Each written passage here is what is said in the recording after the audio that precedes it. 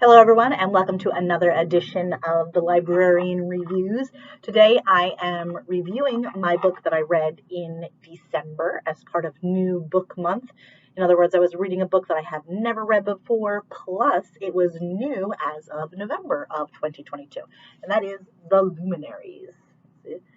I did preview this book in another video. It's beautiful cover art. It's beautiful. It's from my Owl Crate. So if you like books, I would suggest the Owl Crate monthly subscription book box. It comes with a beautiful new book along with a lot of other great products that go along with the theme of the box. Okay, but today I'm here to tell you my honest review of this book. It is a fantasy book.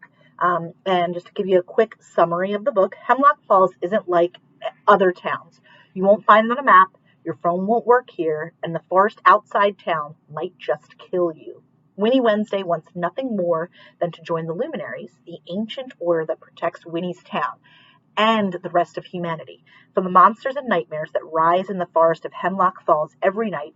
Ever since her father was exposed as a witch and a traitor, Winnie and her family have been shunned. But on her 16th birthday, she can take the deadly Luminary Hunter trials and prove herself true and loyal and restore her family's good name or die trying. But in order to survive, Winnie enlists the help of the one person who can help her train, Jay Friday, resident bad boy and Winnie's ex-best friend.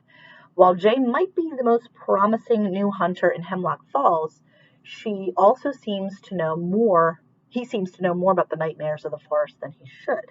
Together, he and Winnie will discover a danger lurking in the forest no one in Hemlock Falls is prepared for.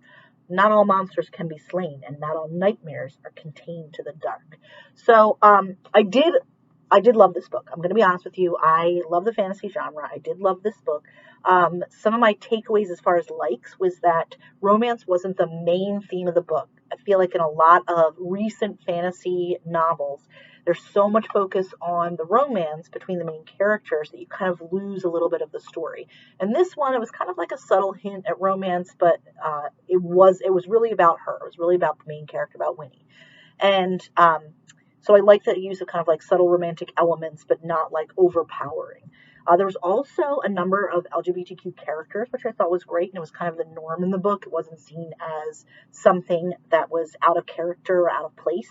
The chapters were also a little bit shorter, which made it an easy read. So if I wanted to quickly get through a chapter before I had to do something else, it was easy for me to do, which I love when a novel has shorter chapters. And then it had a great variety of monsters because that's the whole point, is that you go into the woods at night, the mist rises, and so do all of these monsters. And what was really great is throughout the book, she mentioned something called the compendium, which is almost like an encyclopedia of all the monsters. So she would give like a little description before she talked about it or she saw one of those monsters, which I thought was really helpful, especially for ones that were foreign to me or ones that I felt like I didn't know a lot about. Now, I did not give this book 5 stars because of a few things.